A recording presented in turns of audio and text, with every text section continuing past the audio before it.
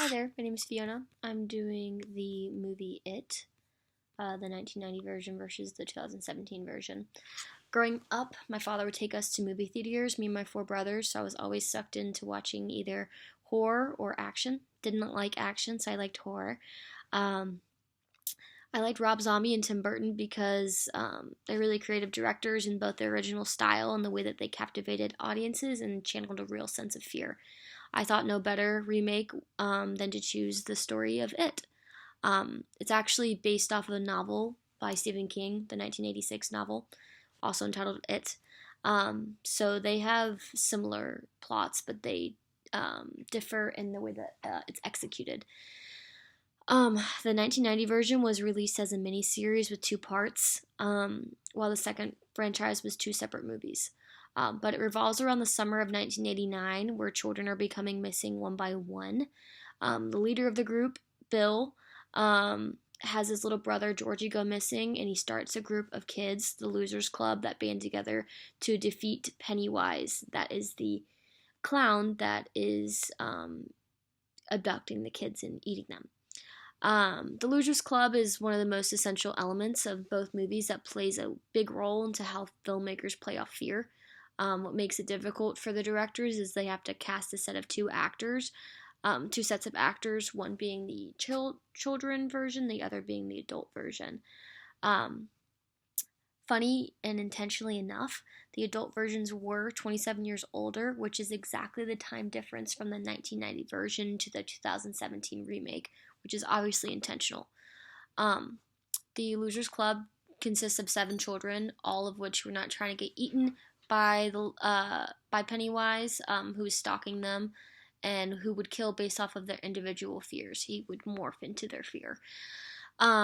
Each character does provide a sense of comfort and ultimately makes him stronger and leads to the ultimate demise of Pennywise. Bill is a leader who his brother was murdered. Um, then there is Beverly. She's the only female in the group and helps the boys in their insecurities and provides a symbolic journey of them maturing and entering adulthood. Ben's the fat kid, but he's also the emotional core. Richie is the comedic relief. Eddie is the hypochondriac and serves as anxiety. Mike is the only member in the film that is black and is an orphan, and he serves as empathy and protection. Then we have Stan, who actually dies in adulthood because he can't cope. So Pennywise does come off as friendly until he reaches you when you're weakest and will feed off of you. Red Balloon appears, which means he's near and he'll shapeshift into your fear. They temporarily defeat him when they're kids, but they know he's coming back. When in 27 years, they're reluctant in 27 years, and their memory's fuzzy, but they know that they have to address their fears, and they kill him ultimately by belittling him and making him feel small. The ultimate symbolism of the film was that the 7 children all resemble different anxieties and fears of a human, and just because one invades emotion doesn't mean it'll go away. So Pennywise resembles that deep insecurity.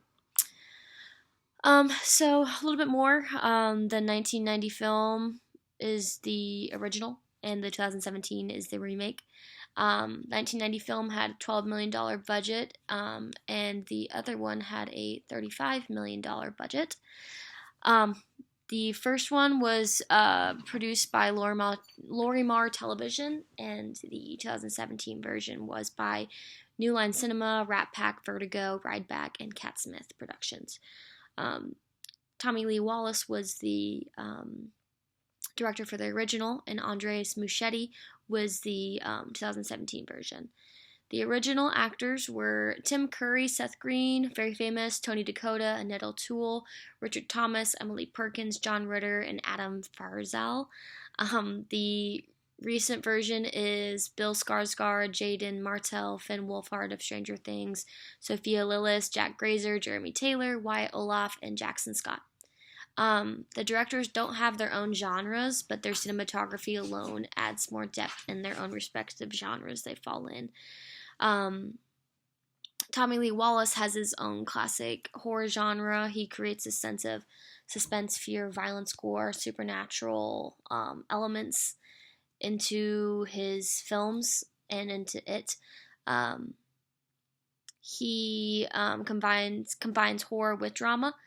He uses elements of events, thought, character development. He has personally gone through and utilizes his own fear to create his own sort of drama within a horror. For Andreas Muschietti, Tommy Lee Wallace is more of the classic horror genre. The directors are auteurs in the sense that it encompasses many ideas of how a film was perceived, but it's simply put as a filmmaker that is regarded as an author of a movie. It's not just dialogue, but also the elements of production, lighting, lens work, break jumps between scenes, all the cinematography that goes into it. In the 1990 version, they utilize a sewer plant, and the director, Tommy Lee, would intentionally not have actors see each other for the more gruesome events, to create a true and real authentic emotion from actors, to make the story seem real. He had his own tricks to make scenes more psychologically thrilling, weird, and scarier. He used handheld cameras and filmed through pipes, which is seen in the first clip. If you click on that, it's just a 10-second clip. Sorry, my Zoom wasn't working for me, so I had to do that. But in that film, or in the 10-second clip, you are seen as he creates a sense of darkness, and it feels like the audience is having to go through that sort of tunnel vision and going in and out of consciousness. And you also see Pennywise's perspective. You become Pennywise, and you're your own villain.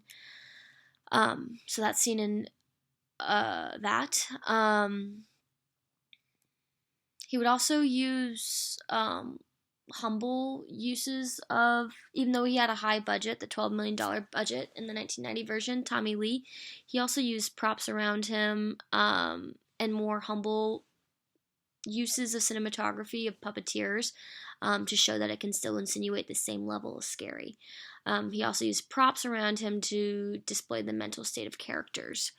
And he would also use blasts of lights and air to conjure confusion, which you can also see in the video, like the strobe lights and stuff.